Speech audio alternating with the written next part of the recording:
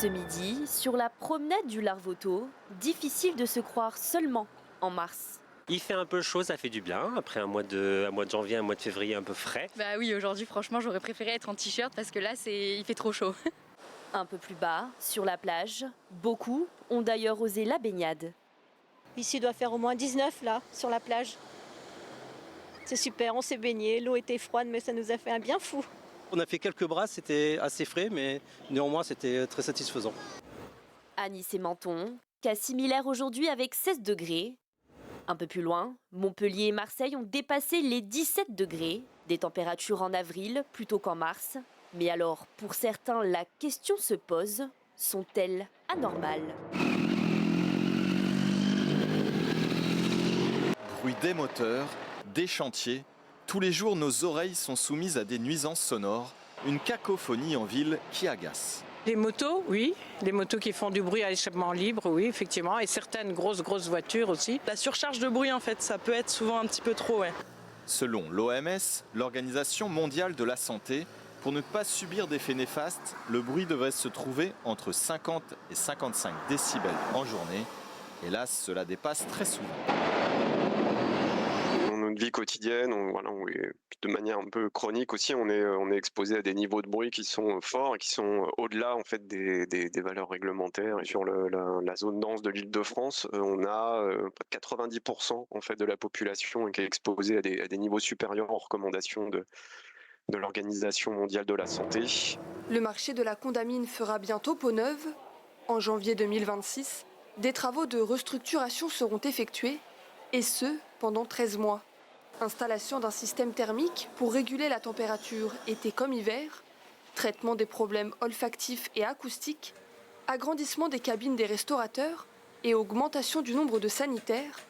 Des travaux obligatoires, mais qui correspondent aux attentes de tous, selon les résultats d'une consultation. Et on avait à cœur d'associer bien sûr les commerçants, mais aussi la population et les résidents de Monaco à ce projet. Donc on a fait justement ce questionnaire pour connaître un petit peu leurs habitudes, leurs attentes et aussi entendre leurs propositions. Et pour vraiment que ce soit le projet de tous, comme on aime le dire. Il nous permet d'affiner justement notre réflexion et de faire évoluer justement le projet en fonction des réponses au questionnaire. Le manque de place faisait également partie des points d'amélioration. 300 places assises sont donc prévues dans la nouvelle halle, contre 160 aujourd'hui. Elles étaient une quarantaine de jeunes filles aujourd'hui, de 11 à 25 ans. Elles ont pu échanger avec des femmes à haut poste dans la principauté. On le sait au fond de nous, mais des fois, certaines personnes qui n'ont pas forcément ce caractère, de l'entendre, ça peut affirmer la chose. Donc pour moi, de voir qu'on peut avoir la possibilité de faire plusieurs choses dans sa vie, pas forcément de rester sur une seule idée. C'est très important aussi de pouvoir se développer intérieurement, d'essayer plein de choses et ne pas avoir de regrets. L'objectif de ces échanges est clair, faire comprendre à toutes qu'elles peuvent oser. Les valeurs les plus évoquées, résilience et créativité. Chaque femme est singulière dans son parcours et dans ce qu'elle va rencontrer, donc on ne peut pas forcément toujours donner des conseils.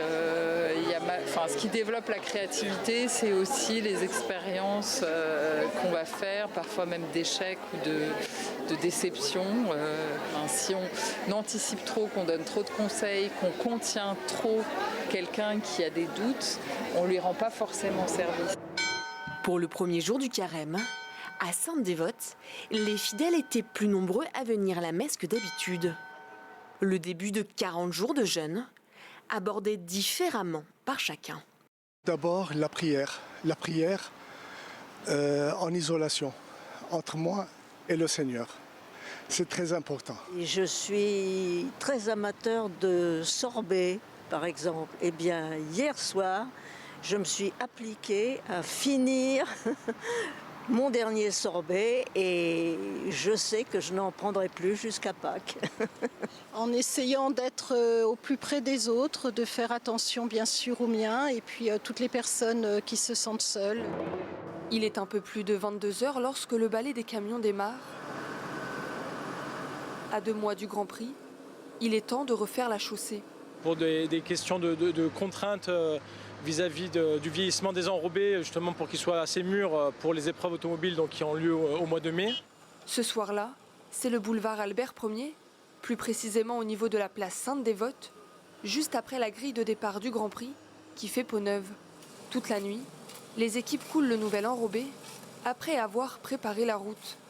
Il y a un gros travail de préparation qui a lieu dans les semaines antérieures, qui nécessite d'abaisser les tampons sur chaussée. Il y a des réfections de caniveaux également qui ont lieu. Il y a une première phase de rabotage où on vient enlever la matière sur 5 cm. Et après le rabotage, donc, il y a la phase d'application qu'on voit ce soir. Les travaux se font de nuit pour garder l'enrobé à la bonne température, 150 degrés. Cela lui permet de garder son élasticité et sa performance, 2 éléments indispensables au monoplace. Chaque année, un tiers du circuit est réfectionné.